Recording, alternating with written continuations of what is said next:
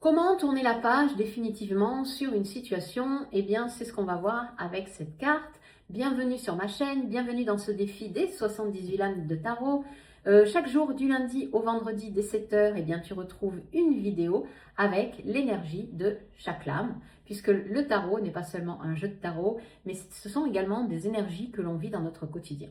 Par exemple, moi, si je tire une lame, je la pose et je la laisse agir dans ma journée. Et à la fin de la journée, eh bien, je reviens et je me dis qu'est-ce que j'ai vécu en lien avec cette énergie-là.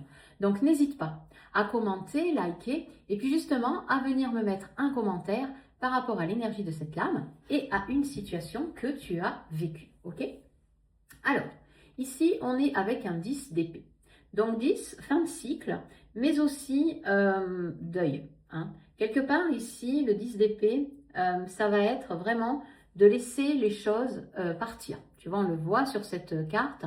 Ici, il y a cette femme. Et enfin, de laisser les choses, tu vois, qui obscurcissaient notre mental, hein, puisqu'on est dans les épées, s'envoler. Laisser derrière soi toutes les situations qui ne sont plus d'actualité. Les épées, c'est souvent du ressassement. Hein. Donc, un divorce, un ex, une amie qui soi-disant vous a trahi. Au niveau pro, ça va pas. Donc là, il faut vraiment laisser avec cette carte à l'endroit les choses telles qu'elles ont été pour que tu puisses te concentrer sur ton présent et aller vers quelque chose eh bien, qui va te convenir beaucoup plus. À l'envers, eh bien ici, qu'est-ce que ça annonce?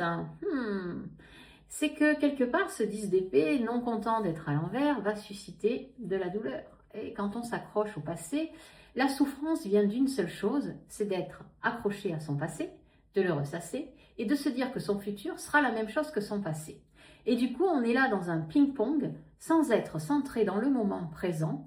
Et être centré dans le moment présent, c'est justement se dire, si je souffre, c'est que soit mes pensées sont chez le passé, ou soit mes pensées sont chez le futur.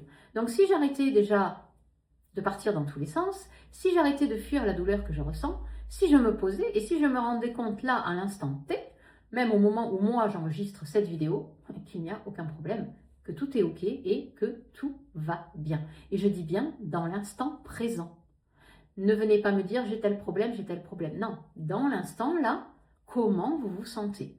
Et si vous ressentez en fait que vous n'êtes pas bien, observez vos pensées, vous allez voir que vous êtes hop en arrière dans le passé ou que vous vous projetez dans le futur avec une situation qui pourrait être rocambolesque. Alors que si vous revenez à vous à ce moment-là, tout va bien. Moi, en attendant, je vous embrasse. Ciao, ciao.